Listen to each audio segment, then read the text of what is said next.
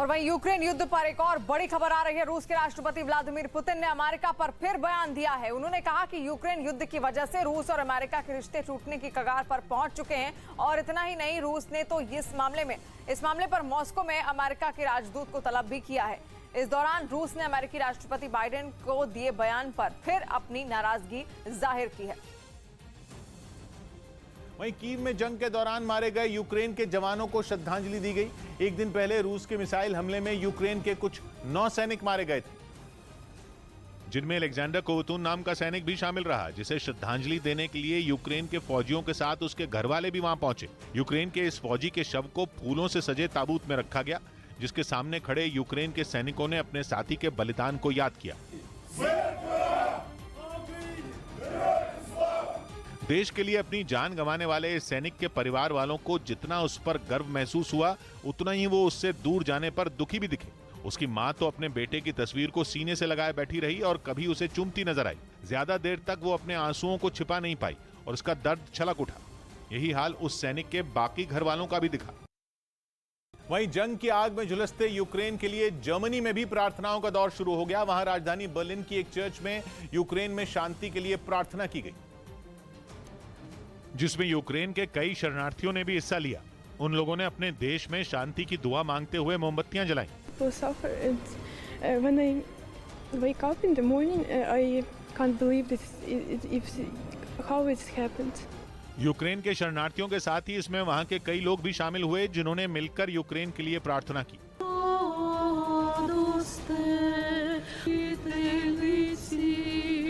इसके अलावा वहां पानी की बोतलें, खाने के पैकेट और दवाइयां जुटाने की भी अपील की गई, ताकि उन्हें यूक्रेन में उन लोगों तक पहुंचाया जा सके जिन्हें इनकी जरूरत है। वहीं रूस और यूक्रेन के बीच जारी युद्ध से महाराष्ट्र में नासिक के अंगूर किसानों को भारी नुकसान पहुंचा। बताया गया कि जंग छिड़ने के बाद से दोनों देशों में अंगूर का निर्यात बंद हो गया, जिसके बाद जो अंगूर यूक्रेन और रूस भेजे जाने थे वो नासिक में ही रह गए, जिन्हें अब अपने देश के बाजार में किसान कम कीमतों में बेचने को मजबूर हैं। जो लागत होती है अंगूर निकालने के लिए, वो लागत भी निकाल नहीं पा रही है। नासिक से जो अंगूर रूस और यूक्रेन निर्यात होता है, उससे वहां वाइन बनती है, इसलिए वहां महाराष्ट्र के नासिक से भेजे गए अंगूरों की जबरदस्त मांग है, जिस पर युद्ध छिड़ने की वजह से इस बार ब्रेक लग गया और किसानों को इससे बड़ा नुकसान हुआ। इस साल रूस और यूक्रेन दोनों देशों में 15,000 मेट्रिक टन अंगूर ही भेजा जा सका, जबकि नासिक के किसान हर साल वहां करीब 30,000 मेट्रिक टन अंगूर भेजा करते थे। लेकिन इस बार जंग शुरू होने के बाद से अंगूरों के निर्यात पर पूरी तरह रोक लग गई और यही वजह है कि अब किसान कम दामों में ही भारत में अंगूर बेच रहे हैं। और पाकिस्तान में धार्मिक कट्टरता के नाम पर बर्बरता रुकने का नाम नहीं ले रही है। पाकिस्तान के सिंध में एक हिंदू लड़की को मौत के घाट उतार दिया गया, इसलिए क्योंकि वो धर्म परिवर्तन का विरोध कर रही थी। पहले उसका अपहरण किया गया और फिर उसकी हत्या कर दी गई। पाकिस्तान नेशनल असेंबली के मेंबर लाल मलाही ट्वीट कर इसकी उन्होंने जानकारी दी है। लड़की का नाम पूजा कुमारी है और अब सोशल मीडिया पर पूजा के लिए इंसाफ की मांग हो रही है। वहीं पाकिस्तान की सेना के प्रमुख बाजवा के अल्टीमेटम के बाद इमरान खान को वहां की सुप्रीम कोर्ट से भी झटका लगा। अदालत ने इमरान से दो टूक बोल दिया कि संसद की लड़ाई संसद में लड़ी जानी चाहिए और सुप्रीम कोर्ट संसद की कार्रवाई में दखल नहीं देगी। यानी कि बाजवा के बाद इमरान को सुप्रीम कोर्ट से भी निराशा हाथ लगी। यही नहीं, वहां के मीडिया ने भविष्य से जुड़े दावे भी किए। ARY न्यूज की ओर से किए गए ट्वीट में लिखा गया कि मरियम नवाज ने कहा है कि अगर इमरान अविश्वास प्रस्ताव में हार गए तो नवाज शरीफ के भाई शहबाज शरीफ पाकिस्तान के अगले PM बनेंगे। पाकिस्तान मुस्लिम लीग नवाज की उपाध्यक्ष और नवाज शरीफ की बेटी मरियम ने कोर्ट की सुनवाई के बाद इमरान पर जोरदार हमला किया। बंदिश ये इस तरह से लोगों को चुप कराने के, जबरदस्ती डराने धमकाने के तो दिन गए। अब तो इमरान खान साहब के हिसाब किताब का और उनकी बंदिश का वक्त है। इस बीच इमरान के मंत्री रूठों को मनाने की कोशिश करते रहे। जो प्राइम मिनिस्टर ने कहा है कि हम आपको वापस लाने के लिए तैयार हैं, आपको माफ कर देंगे। सूत्र बता रहे हैं कि पाकिस्तान की सेना के प्रमुख बाजवा ने इमरान से इस्तीफा देने के लिए कह दिया है।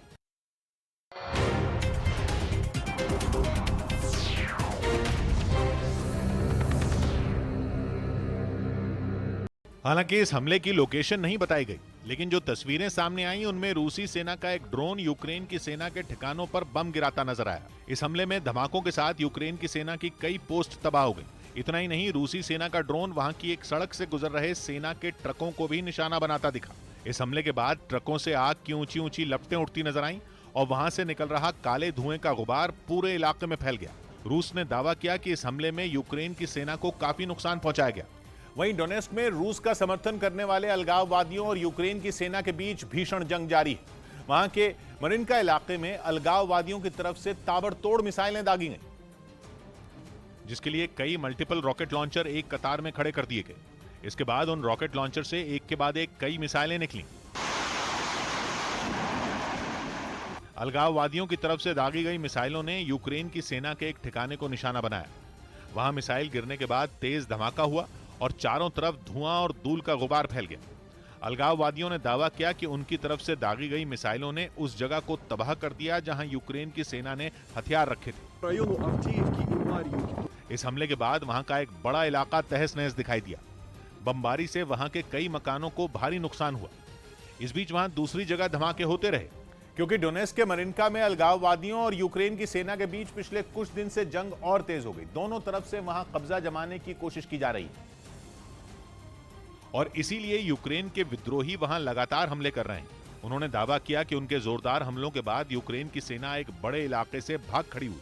इसके बाद अलगाववादियों ने यूक्रेन की सेना के कई ठिकानों पर कब्जा जमा लिया। वहां घूम घूम कर वो उन जगहों को देखते रहे जहां उन्होंने बम बरसाए थे।